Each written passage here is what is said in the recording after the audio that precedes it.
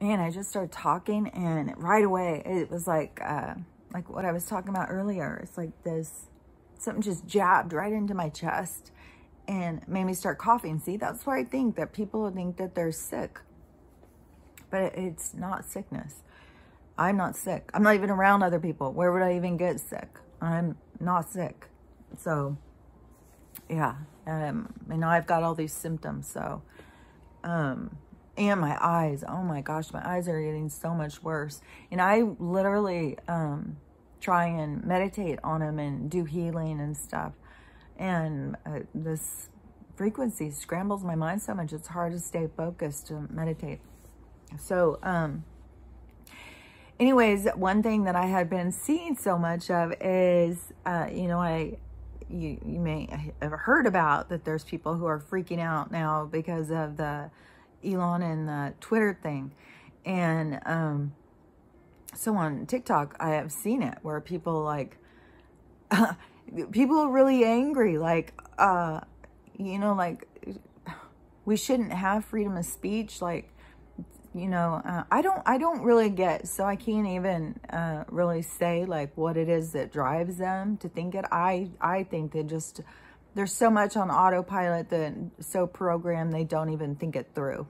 It doesn't even, they don't process it fully. They're just, on autopilot. And some of them, who knows if they're paid bots. But definitely there's a lot of attacks over this freedom of speech thing now, and about Twitter and all these people saying, Musk and Trump, they're part of it and all that, and I've said all along, there's no way to know who is a part of whatever. I mean, it all would have to be revealed to us to see the truth. I saw, I've been trying to get on Twitter. I put my thing back in, whatever, asking them if I could have my account back. I don't remember what they call it, this whole process. And they still haven't given it back to me yet. So we'll see. A lot of people are getting their accounts back. And I don't know if that means you get your following and followers back, or that they just give you an opportunity to start a new account. I'm not sure. We'll see how it goes. But I did see some sort of footage of this woman, and she was talking about Joe being in a mask. And I think the person who was interviewing her was probably trying to make fun of her or something. I'm not sure. There's a lot of people who are just oblivious to what's going on. But, I mean, all you gotta do is use your common sense and look at old pictures of Joe. And besides, when you really realize what's going on, and, like the other day, Joe, my mom said it was on the news. He was talking to the Pope and he shit his pants. She said it reminded her of the footage of when he was talking to the Queen and then he did like a 5-minute fart. So I guess, to me, what I think it all is Joe is such an evil piece of shit that they are doing everything they can to humiliate him and destroy his legacy. I mean, he's a joke. He's a bumbling fool at this point.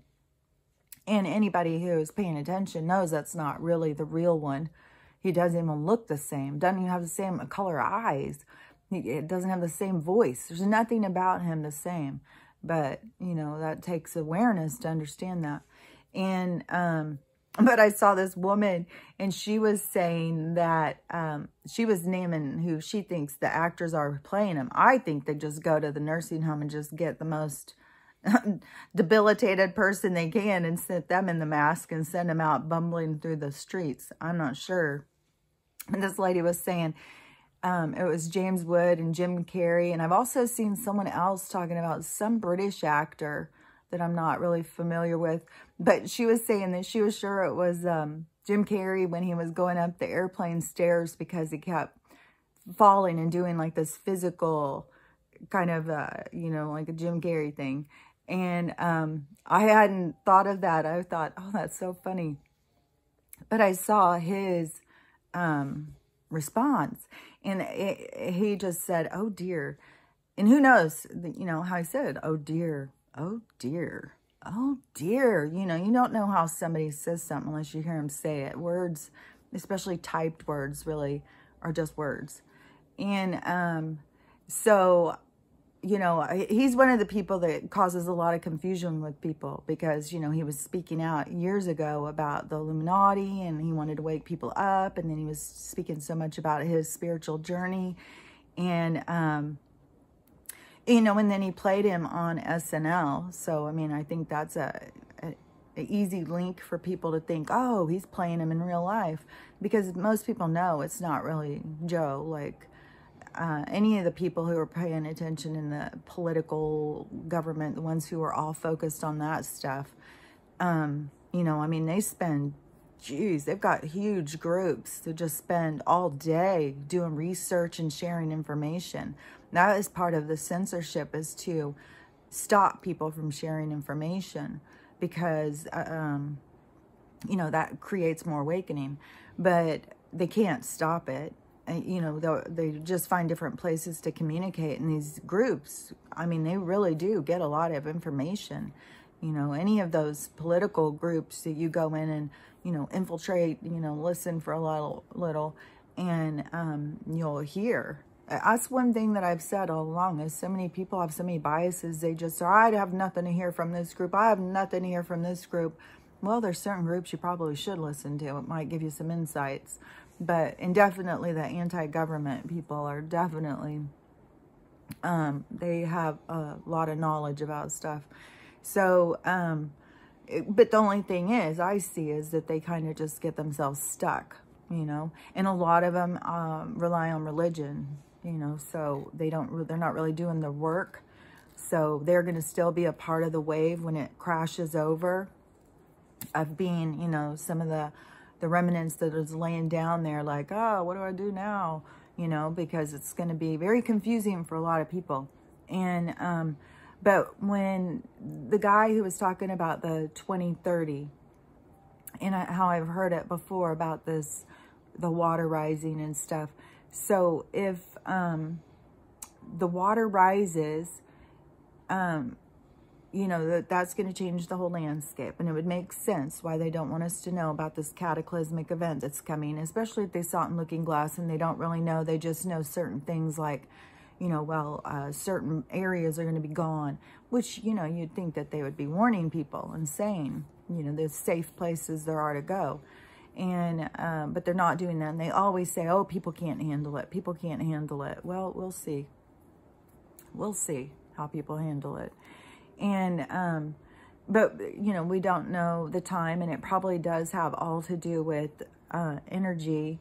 And, you know, it's us that are creating these changes. It's our energy that is creating it. So, and also the 170 years to the age of love, that is also, you know, it adds up to us to change those time periods. You know, it's all the people awakening and doing the work is what will create the change. And, you know, I mean, we're just getting started trying to get people to wake up. Even people who are awake are still stuck. So, you know, this is going to be I don't think it's going to be 170 years. And that one guy had said, you know, we're going to go into a super spiritual time. And I think once they start, I personally think, once they start pulling out like the med beds and stuff, which this guy was saying, oh yeah, I've heard by so many people the med beds are real. But he was saying, yeah, he has seen a med bed in a rich person's house, like those TLS people. They go out and they're mercenaries, it sounds like. They did a lot of the fighting in the tunnels. He was part of the ships in New York. He was on one of the ships, and he was saying that they were taking, as they were bringing him up from the tunnels, they were taking him on the ships and taking him to other places. But he said most everyone that was brought up from the tunnels died. And some of them have gone off planet. They've been taken to other places to heal. That, you know, but they were in such bad shape that most of them died. So, you know, which makes sense. I find it just super, super sad. But, you know, I mean, there's a reason why different souls go into different experiences, and we can't begin to understand every single soul's motivation. So, anyways, with the changes happening and stuff, you know, we have to just keep doing this work so that we can create the change that we want. Like, we are the change. And so, you know, I do think that there's something rising with the water. I do think that there's going to be a lot more exposed about, you know, I think we're going to see who the bad guys are and who the good guys are. To me, I don't look at Trump as, you know, our holy savior. I look at him as a catalyst. He woke me up. When I saw what they were doing to him, it woke me up. When I figured out they were lying, you know, by my experience as a nurse, I could recognize that they were lying, and that caught my attention. Then I had to start doing research. And in the research of trying to understand what was going on and starting to go in and listen to him talk all the time, that was a catalyst to my awakening to what this world is, because I saw through what was going on. I saw what the media was doing when he would speak and how they were lying and distorting what he said. And so I started looking into him and found out, you know, he's a humanitarian. He goes against the people of Davos. He's the one who is, he wants everybody to have freedom. And that is also what, to me, it looks like Elon Musk is doing, is trying to promote freedom. So to me, I don't look at him as being bad, like these people who are like, oh, they're bad guys. It's like, well, you know, I don't know. I don't know him personally, but if somebody's giving me freedom and waking me up, I don't see him as being a bad guy. And, but, you know, everything has to play out. People keep saying, well, you know, they are supporting the things that they want to put inside our brains and stuff like that. But, you know, part of the awakening is to talk about stuff so people, it's like the absurdity of things. So people start to go like, what? What? They want to do what? What would happen? So, you know, rather than just sneak this stuff in and show us in movies and then, you know, go to a doctor appointment and they're, you know, giving you a thing and putting one inside, you know, they're starting conversations to draw your attention to them. That's how I see it. I see it as all part of the awakening. I see, you know, what they're doing with Joe as part of the, you know, to destroy his legacy, because he's a rotten person who sold out humanity, and he should have it. Should be, you know, people remember him for the president who crapped his pants while talking to the Pope and couldn't hold his gas while he's talking to the Queen, you know, like, he should be remembered for being a real dirty, rotten person, you know. I think that there's going to be a lot more that's going to come out. And this, I think it's part of, to help people process their anger, is to see him as such a bumbling fool. And so I don't know who's playing the part. I think there's several for sure. I don't think it's one person. And, you know, and the mask theory has been proven. I mean, you can see the damn mask.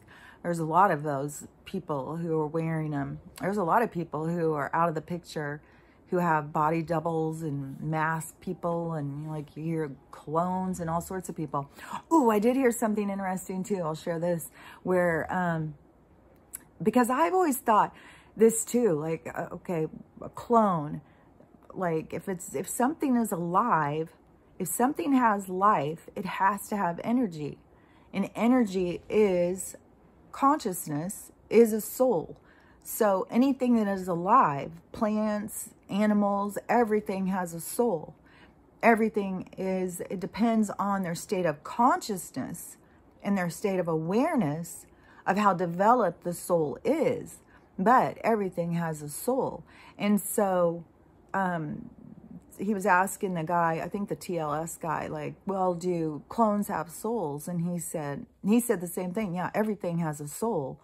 Like, but it is, he didn't really elaborate, but he said that, yeah, they have souls, but a lot of, what he was talking about clones, and I swear to God, he said something about them, something about being taken off planet. Like, there's some people, I don't know if it's people who they have already taken out who have clones, and clones are being taken off planet. I'm not really sure. Like the stuff that's going on is so complex. It's so far beyond our imagination, because it's like we're living in a sci-fi movie, but we think we're in a movie about the Dark Ages. Like we all think we're living in a caveman era, but really, you know, it is the Flintstones meet the Jetsons. No doubt about it.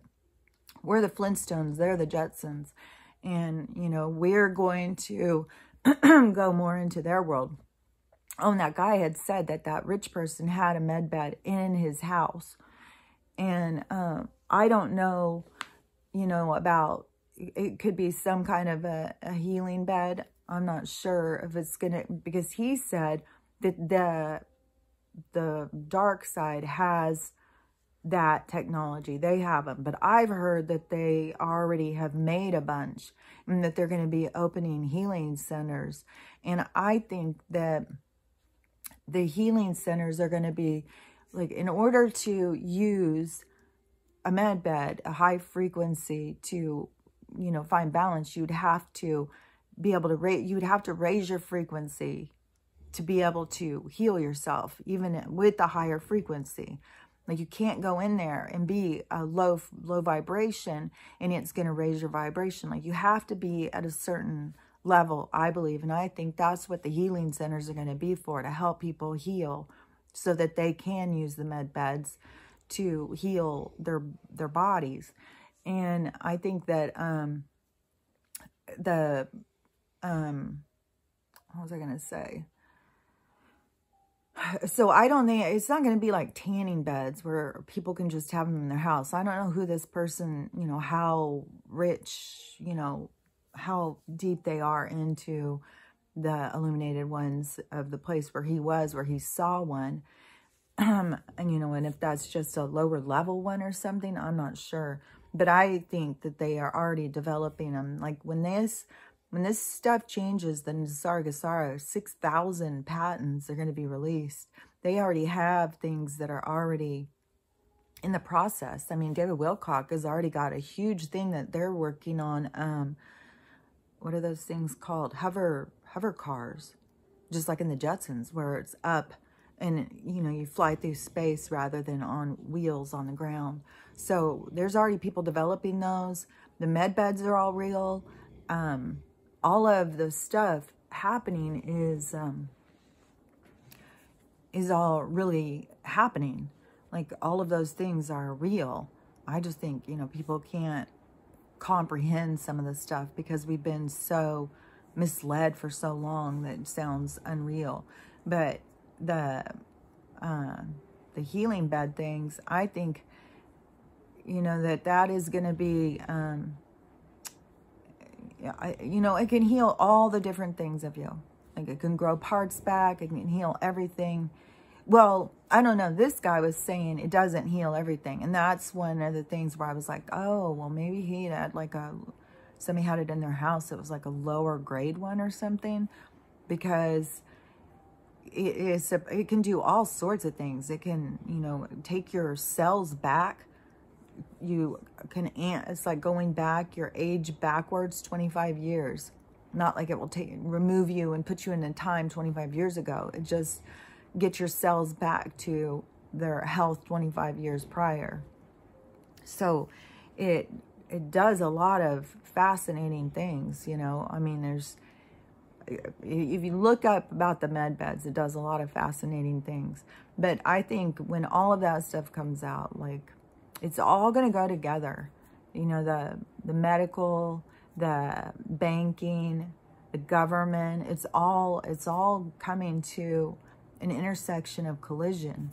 And then when it's all exposed and when you see everything, it's going to be, you know, really enlightening. It's going to be, for people who have already opened their mind, it's not going to be so far-fetched. It's going to be like a welcome relief.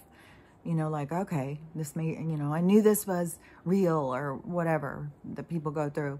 But there will be a lot of people who are just like, you know, I mean, kind of like when you wake up from a dream and you still think you're in the dream. You can't get yourself out of it. That you feel like that you don't understand where you are. I think a lot of people are going to be disoriented like that, like so confused over this reality. But it is going to show itself. And there is going to be a huge change in our financial. And I mean, so many people who, you know, get really caught up on this Bitcoin thing. I see these freaking people like, want it, I don't know what it is, like Bitcoin art. Like you can come buy my art with Bitcoins or something. I'm not sure. All I know is with Bitcoins, like learning about the money stuff, well, I've been doing my own research, is that if something doesn't have something to back it up, it has to have an actual thing. Like it has to have a stone where everybody's like, oh, that stone has value. So it has the value of $25. So we have $25 of stone here, and everybody can buy a little part of this stone. And if the stone goes up in price, then you will have made money. But if the stone stays the same, and the thing is with so many of these cryptocurrencies, that it's doing the same thing as the fiat system. Oh, we don't need a stone. We're just selling shares. You know, that's part of the system we're breaking free from. There's not going to be selling shares and overselling stones anymore. You're going to have something solid to back it up. You have to have something real in your hand. You have to have some sort of skills, marketable of your own self. You know, there's a lot more to this shift that's going to happen. It's not going to be, you know, just shift to, you know, a new governor. We're going to just shift to a new slave wage. You know, it's not going to be like that. If people do that, I mean, that's going to be super, super disappointing. Like, like that's going to really throw a big wrench in my idea of the awakening. Because I think the awakening will continue to be a process of awareness and realigning with yourself and discovering your own priorities. And, you know, it's going to be about freedom. And I hope it's not going to be 170 years, even though the med beds, it says that we're going to be alive for 1,100 years, but 170 years of this nonsense of arguing with people and people just being so stuck in ego. Yeah, I mean, and it all is, when you connect to your soul, it will stop you. It will shut you up. You will start sensing your own, you will create boundaries for yourself. Like there's so many times I think of something, oh, I'm going to say this. And then it's, you know, it will go through the process and it leads you to why? Why would you say that? It's gonna go nowhere. So it's pointless. That's why I said I use this as my, it is my way to purge out my feelings, because, yeah, there's a lot of stuff that we think that it's important for us to say, but it's not. There's nobody that needs to hear it. Sometimes we just want to speak it, but there's nobody who really needs to hear it. And, you know, we have to decide what it is that we want to hear. And, you know, it is pointless to argue with people who don't want to hear what you have to say. I just think it's a dead-end road.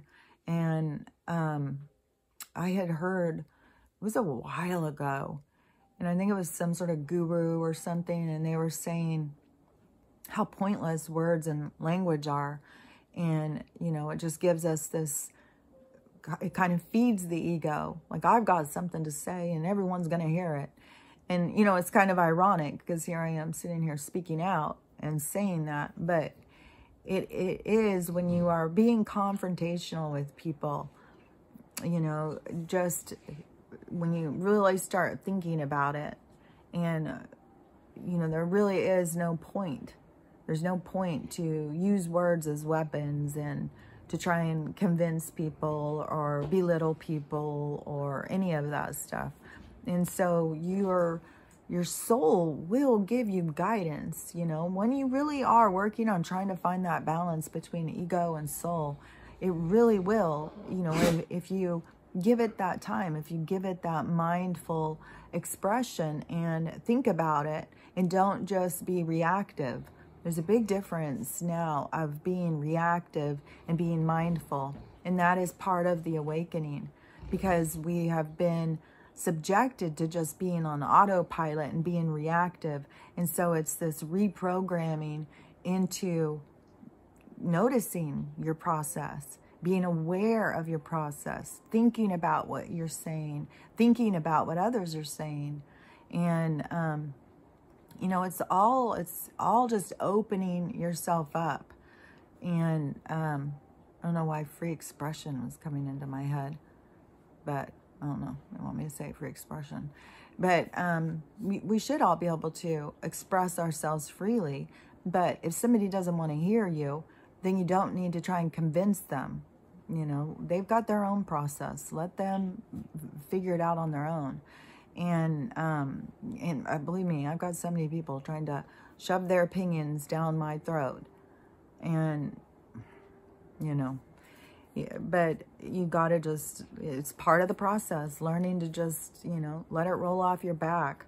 We've been trained to, you know, try and change ourselves to be a part of the group and to listen to others. And it's always the loudest one, you know, the bullies.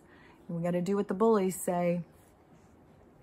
I'm to the point in my life of block the bullies. It's time for them to see. It's time for them to recognize what censorship's all about. You know, we don't need to hear from the bullies anymore. We need to hear from the people who have been watching and listening, and listen to what they have to say. So the people who have been observing and paying attention. And, you know, so just be true to yourself. Work on you. Don't worry about other people.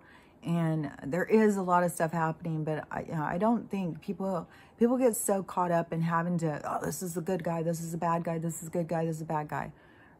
Unless you know somebody personally and individually and understand everything about them, which is to be impossible, then you don't know. You don't know what their motivation is. There's going to be a lot more coming, a lot more exposing to the truth. Like, we will see. I think we will get to see who's been playing the part of Joe. I think, you know, but I think it's probably been a lot of people. I don't think it's just one or two actors. So I don't know. Could be. I have no idea. Could be Jim Carrey. I don't know. So anyways, we'll see. We'll see how things play out. But just, you know, no matter how things are going, what people are coming at you with, just stay true to you. I'll talk to you later. Bye.